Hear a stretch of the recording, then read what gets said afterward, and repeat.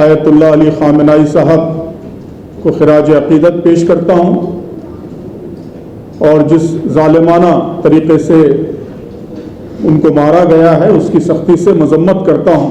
یہ جو جنگ ہے اس نے دنیا کو ایک بالکل نئے دور میں داخل کر دیا ہے۔ ظلم اور بربریت کا ہی دور نہیں ہے بلکہ انارکی، لا قانونیت، لا لیسنس کے دور میں دنیا کو داخل کر دیا ہے۔ 1945 میں جو انٹرنیشنل آرڈر بنایا گیا تھا یونائٹڈ نیشنز کی، لیگ آف نیشنز پھر یونائٹڈ نیشنز کی شکل میں، اس پورے آرڈر کو درہم برہم کر دیا ہے۔ فلسطین کی جنگ، غزہ کی جنگ اور یہ ایران کی جنگ، اس نے دنیا کے ہر عالمی قانون کی، ہر انٹرنیشنل لا کو وائلیٹ کیا ہے۔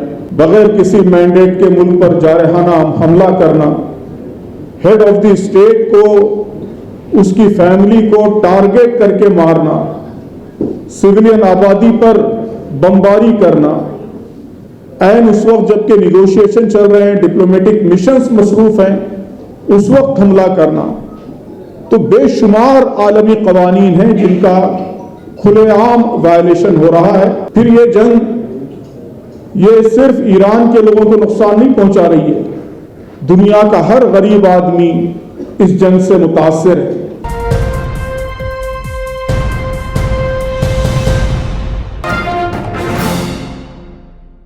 بسم اللہ الرحمن الرحیم، احمد و صلی علی رسول کریم۔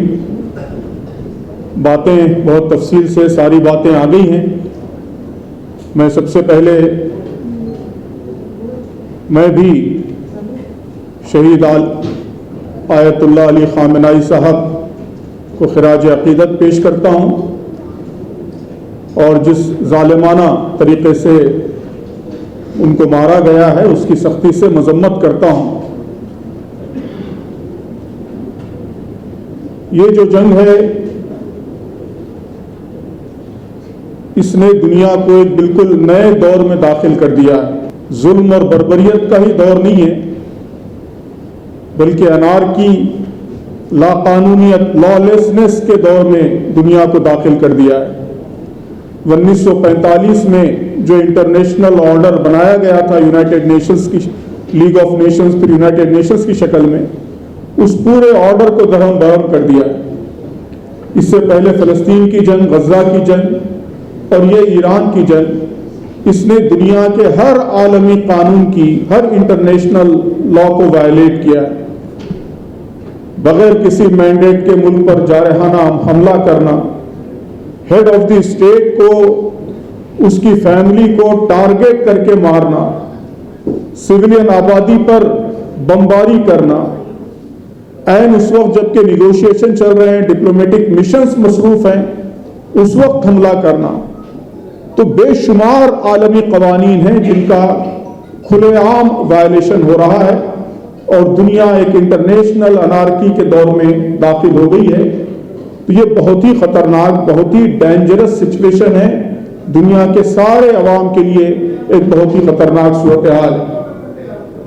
پھر یہ جنگ یہ صرف ایران کے لوگوں کو نقصان نہیں پہنچا رہی ہے، دنیا کا ہر غریب آدمی اس جنگ سے متاثر ہے۔ اب آپ دیکھ رہے ہیں کہ ہمارے ملک میں LPG کا شارٹیج ہو گیا ہے، آئل کا شارٹیج ہو گیا ہے، بہت جلد اب قیمتیں تیزی سے بڑھیں گی، جس کا سب سے زیادہ نقصان ایک عام آدمی کو، غریب آدمی کو پہنچتا ہے۔ یہ جو گگ ورکرز ہیں ہمارے ملک میں بہت بڑی آبادی ہے، ان کی بڑی تعداد ہو گئی ہے، ابھی سے وہ پریشانی محسوس کر رہے ہیں، ان کا روزگار خطرے میں پڑ گیا ہے۔ تو یہ جنگ یہ صرف ایک ملک کے خلاف نہیں ہے، دنیا کے سارے غریب عوام کے خلاف ہے، دنیا کے سارے کمزور لوگوں کے خلاف ہے۔ اس لیے اے شریف انسانوں، جنگ چلتی رہے تو بہتر ہے۔ تو ہم سب کو یہ آواز بلند کرنی چاہیے، پرزور طریقے سے آواز بلند کرنی چاہیے کہ جلد سے جلد یہ جنگ رکے۔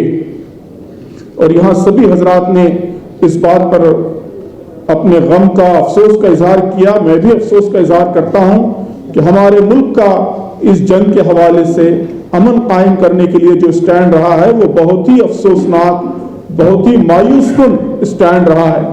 یہ ہمارے ملک کے لیے بہت اچھا موقع تھا، بڑی غیر معمولی اپارچونٹی تھی۔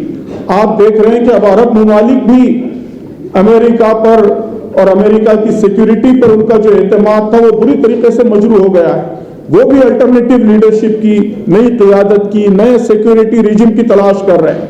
तो हमारे मुल्क के लिए बहुत अच्छा मौका था कि वो आगे बढ़कर लीडरशिप का रोल प्ले कर सकता था। हमने हमेशा इस तरह का रोल प्ले किया है। विश्व गुरु होने का दावा करते हैं, विश्व गुरु बनने का गैर मामूली अवसर इस वक्त हासिल था, मौका हासिल था, लेकिन इस मौके को जिस शर्मनाक तरीके से हमने गंवाया वो यकीनन बहुत ही अफसोसनाक है और मुल्क के तमाम अवाम को इसके खिलाफ आवाज़ बुलंद करनी चाहिए।